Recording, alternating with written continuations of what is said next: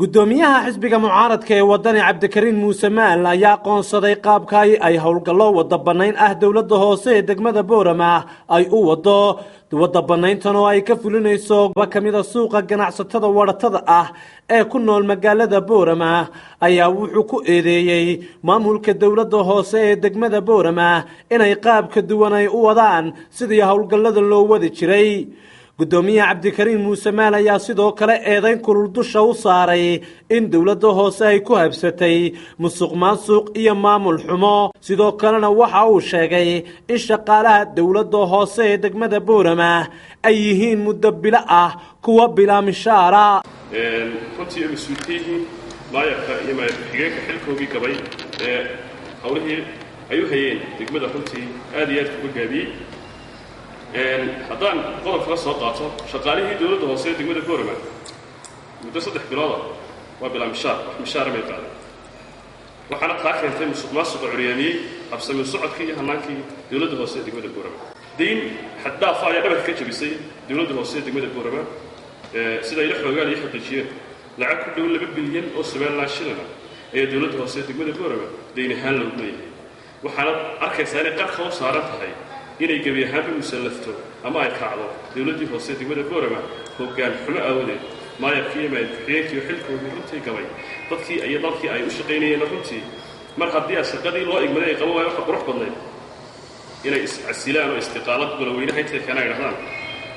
halkaas ma dhaafin karna shaqadii hooyada ilaahay baa nagu dhaariyey 7-7 in 6dii subaxnimayntii soo kalahday bacadkii fadhiday maanta oo dhan halkaa ku darayaysa cashuurta bixinaysay weliba ee fiiga iskuulka iyo ardayda iyo reeraha ku biilinasay cadceedda hoos fadhiday in cagaf la geliyo iyada oo war u hayn oo tumaadhadeedii laga gees istaago bilaahi calaykum may qabanin waana ilduuf iyo mas-uuliyad darro ay qaadi doonto dowladda hoose degmada boorama geesta kale maayirka magaalada boorama oo howlgalkan aanu wax ka weydiinay iyo qaabka uu socdo ayaa arrimahani kaga jawaabay sidaa awgeed waa in waddooyinka la furo cidna loo daba joogsan maayo haddii sharciga lagu hoggaansami waayo waxay noqonaysaa in sifa sharci awaamiir xoog lagu fuliyo adulaha gudoomiye runaantii maruu saa ka hadlayay gudoomiyaha xisbiga mucaaradka ee gobolka awdal wuxuu idinku dhaliilay adiga iyo maayir ku-xigeenka inaad ku fashilanteen hoggaankii ay golaha deegaanka degmada boorama iyo bulshaduba idin soo dooratay iyo xildhibaanadu idinka sii wakiilka adiga wakiilkaad uga tihiin inaad ku fashilanteen eedeymo sidoo kale wuxuu sheegay 2 milyan oo shilin Somaliland dowladda hoose in lagu leeyahay eedeymaha ka soo yeeray gudoomiyaha xisbiga mucaaradka ee wadani aragti caynkeeyaad ka qabtaa maxay kula tahay horta ceelteeda su-aasha aad weydiisay aad bay qurux badan tahay runtii midaan la yaabay ayadoo habeen hore aan isu weydiinayna horta wuu maqnaamay adu markii waxaas ku qancinay gudoomiyaha xisbigu wuu maqnaa sababtoo ah waxqabadkii dhannaa ee degmada ka socday hadduu yidhi waxba kama ogin horta taasi waxaan u malaynaya inuu maqnaa midda kale 2 bilyan oo sheegayo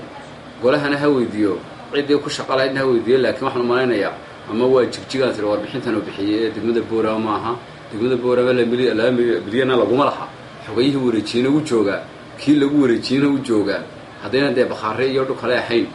dowladda hoose een anuu mas-uulka ka ahay guddoomiyaha u ahay golaha deegaankuna taa ma oga aniguna ma ogi waxaan u arkaa un hadal aanan halkiisa haysan laakiin arrimahaasna waxaad leedahay waa waxba kama jiraan ceeltiro kolley golaha adi laftiga waa yar dhex socotaaye waad xog waraysan waanad soo ogaan haddii ay jirto adigaa markhaati furay haddana kalfadhigii baa socdaa gudoomiyaha halkaa kala fadhiga aan kusii weydiiye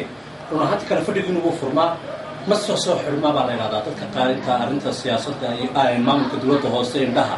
ku haya xildhibaanadu waxay sheegeen inaynan kala fadhigiinu uuna soo xirmin oona waqti ay kala fadhigiinu inta badan ay wada qabyo yihiin arrimahaasi seed u aragtaa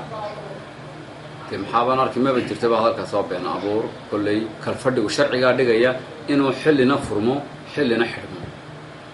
sharcigu ma raacna kaasi waa kii suuqa su-aashaas waa tii suuqa waana filaya kuwa iyo kuwa kaleba inay iska yimaadaan laakiin sharci baa jira oona xataa la dhaafi karin qorshaha ajandaha haddii laga gaarsiin karo xildhibaanadu ka gaarsiin kari waayaan kala fadhiga dambaa loo dhigtaa maayirka magaalada Boorama Saleebaan Xasan Xaddi ayaa waxba kama jiraan ku tilmaamay lacago dayn ah oo dawladda hoose ee degmada Boorama lagu leeyahay balse xildhibaan Xasan Caynaan oo kamid ah xildhibaanada golaha deegaanka dawladda hoose ee degmada Boorama ayaa wuxuu sheegay in kala fadhigii xildhibaanada golaha deegaanka dawladda hoose ee degmada Boorama ajandahooga ku jirtay lacago dayn ah oo dawladda hoose ee magaalada Boorama lagu leeyahay waxaanu baaskareynay oo aan ansixinay miisaaniyadii golaha deegaanka oo lagu taagnay waxaanu ansixinay xeerkii shaqaalaha xeer nidaamyihii shaqaaluhu lahaa oo isaguna nagu taagnaa waxaanu maanta kale isaguna aan diskas karaynay qarashaadkii deymihii la galay iyo si loo xalinayay iyadana waan meel maal waan isla afkaranay wax umaran oo yooyootano la isku haystaan ma jirto xildhibaanada iminka halkan kula jira qaarkood waxay noo sheegeen in ay deymihii ay galeen maayarka iyo ay diideen inay baaskareeyaan arrintaasi misla soo hadal qaadeen intaad meesha waan isla soo hadal qaaday deymihii sidii priority-ga u kala muhiimsanaayeen degmada gashay sakhshimo cunin deymaha deyntii waxay u baxaysaa muddo badan oo ay qaadanaysaa kulley wixii mar lawada bixinaya ma qaadi karno laakiin bal sidii haddana xeega ku noqon lahay ayuun baanu arrinteeda gelinayo priority-ga si ay kula muhiimsan yihiin baa loo kala habaynayaa waxan madiiriya ciltire xeega news.com magaalada Boorama.